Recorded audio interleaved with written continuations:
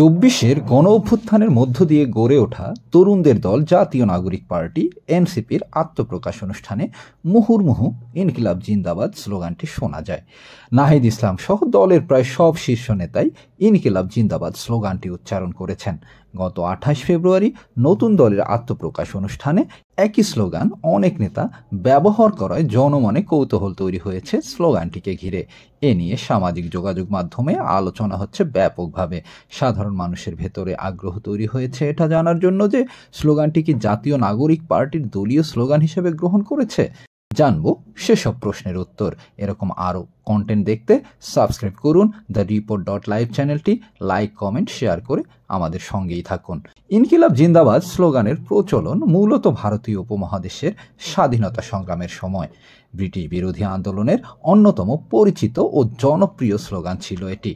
তারপর থেকে এই স্লোগানটি ব্রিটিশ ঔপনিবেশিক শাসনের বিরুদ্ধে লড়াই থেকে শুরু করে আধুনিক গণতান্ত্রিক ও সমাজতান্ত্রিক আন্দোলন পর্যন্ত ব্যবহৃত হয়ে আসছে। ইনকিলাব জিন্দাবাদ এই স্লোগানটি দুটি ভাষার সংমিশ্রণে গঠিত হয়েছে।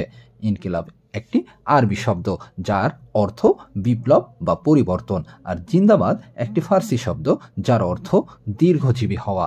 এই দুটি শব্দ একত্রিত হয়ে ইনকিলাব জিন্দাবাদের অর্থ দাঁড়ায় বিপ্লব দীর্ঘজীবী হোক, যা একটি বিপ্লবী চেতনার বহিঃপ্রকাশ ঘটায়।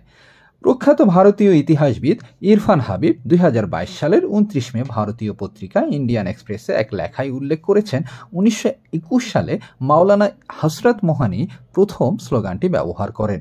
এরপরে এ স্লোগান ঠাঁই করে নেয় উপনিবেশ বিরোধী সশস্ত্র সংগ্রামের নেতা ভগৎ সিং এর কণ্ঠেও। হযরত মোহানি ভারতের উত্তরপ্রদেশের উন্নাও জেলার মোহন নামের একটি শহরে জন্মলাভ করেন। নানা পরিচয়ে পরিচিত ছিলেন হযরত মোহানি। উর্দু ভাষার এ কবি ছিলেন, শ্রমিক নেতা ছিলেন, ভারতীয় কমিউনিস্ট পার্টির প্রতিষ্ঠাতা সদস্য। তিনি ভারতীয় কমিউনিস্ট পার্টির এক নেতার সঙ্গে প্রথম ভারতীয় কংগ্রেসের অধিবেশনে পূর্ণ স্বরাজ বা পূর্ণ স্বাধীনতার দাবি উত্থাপন করেছিলেন। ব্রিটিশ শাসনের অবসানের পর গণপরিষদের সদস্য নির্বাচিত হন।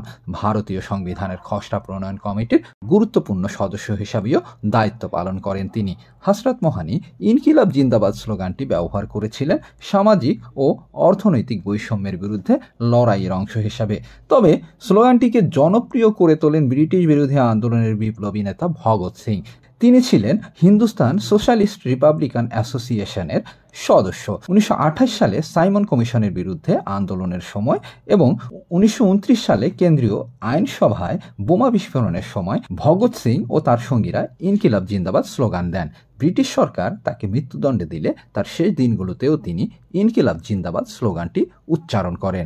ইরফান হাবিবের লেখায় দেখা যাচ্ছে 1929 সালে আদালতে দেওয়া এক জবানবন্দিতে ভগৎ সিং বলেন, ইনকিলাব বা বিপ্লব বোমা বা পিস্তলের সংস্কৃতি নয়।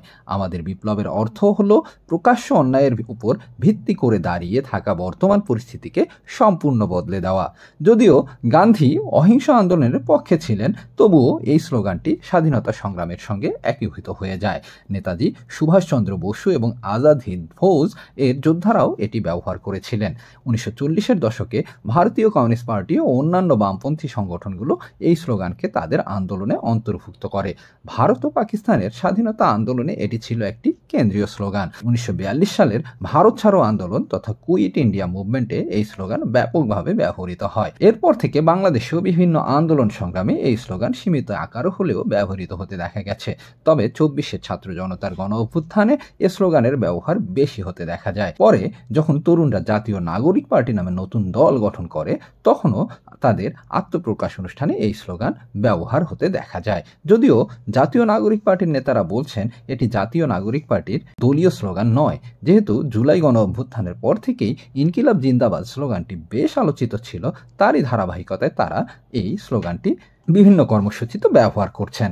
তারা এও বলছেন যে তাদের দলীয় স্লোগান ও মূলনীতি এখনো চূড়ান্ত হয়নি। আপাতত আত্মপ্রকাশ, কমিটি প্রকাশ আর ঘোষণাপত্র হয়েছে। বাকি বিষয়গুলো পরে চূড়ান্ত করা হবে।